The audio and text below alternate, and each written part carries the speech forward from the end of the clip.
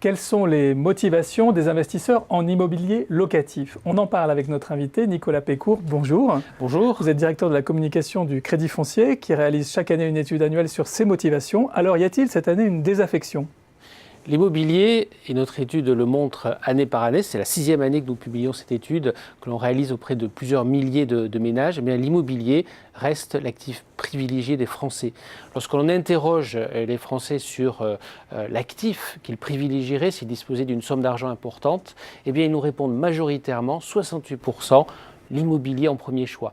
Très loin derrière, l'assurance vie, l'épargne sécurisée ou encore les marchés financiers. Et puis, on leur pose également la question, lorsqu'ils ont réalisé cet investissement locatif, s'ils sont satisfaits ou non de cette opération. Eh bien, on est sur un taux de satisfaction de 93%. Donc, on voit bien que l'immobilier reste l'actif privilégié des Français. Et c'est d'ailleurs une bonne nouvelle. Je rappelle que le parc de logements en France est un peu moins d'un quart constitué de biens donnés en locatif privé, et on est dans un pays où les investisseurs institutionnels, au cours des 30 dernières années, se sont massivement retirés. Ils représentaient un quart des investisseurs il y a 30 ans, moins de 4% aujourd'hui, et donc c'est une bonne nouvelle que les particuliers, les ménages, privilégient l'immobilier et investissent dans le parc locatif privé. Alors, qui sont ces ménages justement dont vous parlez? Est-ce que ce sont des gens très riches? Alors, ce ne sont pas des gens très riches, on est loin de l'image véhiculée par la littérature du 19e siècle, le fameux monsieur Vautour qui allait voir ses locataires. Non, en réalité, ce sont des ménages qui appartiennent à ce qu'on appellerait les classes moyennes ou les classes moyennes supérieures. Ce sont des ménages qui sont âgés en général de l'ordre de 50-64 ans, qui vivent en couple.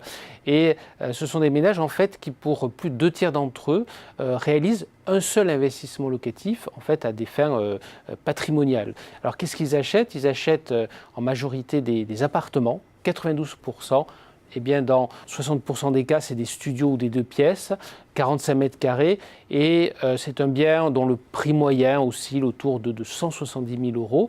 Alors évidemment, un bien qui va être acheté avec un financement, on est sur des durées moyennes de l'ordre de 20 ans, et naturellement, le loyer va permettre de payer la mensualité de ce crédit. Alors, dans quel but est-ce que ces investisseurs réalisent ces opérations ? On voit se dessiner en fonction du type de bien 2 motivations principales. Si on s'intéresse aux biens immobiliers neufs, la première motivation, à 71% des cas, c'est une motivation fiscale. Et naturellement, lorsqu'on regarde la localisation de ces biens, eh bien dans plus d'un cas sur 2, ils seront localisés en dehors du département où réside l'investisseur locatif. En revanche, s'agissant de l'ancien, on est davantage sur des motivations d'ordre patrimonial. Il s'agit, lorsqu'on interroge les Français, ils nous répondent que c'est pour se constituer un patrimoine, c'est pour préparer la retraite ou encore c'est pour constituer un patrimoine qu'on va léguer à ses enfants.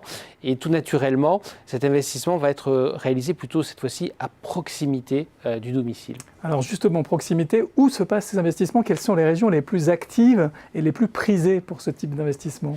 Alors chaque année, notre étude montre en fait qu'on a 3 franges d'investissement locatif.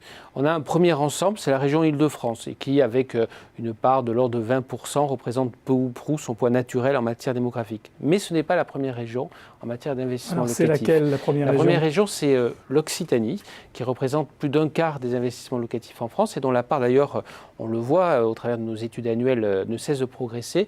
Et en fait, vous avez donc un deuxième ensemble de l'investissement locatif en France, qui est représenté par les 4 régions méridionales. C'est l'Occitanie, je l'ai cité, mais c'est également la Nouvelle-Aquitaine, c'est PACA ou encore c'est Auvergne-Rhône-Alpes. Des régions, somme toute, où on enregistre également des flux démographiques relativement importantes. Ce sont des régions qui peuvent aussi être attrayantes pour les personnes qui désireraient à terme y passer leur retraite et donc qui expliquent cet engouement. Et puis en fait, vous avez la 3e frange de l'investissement locatif, c'est un peu plus de 20% et qui est constituée par les 8 autres régions.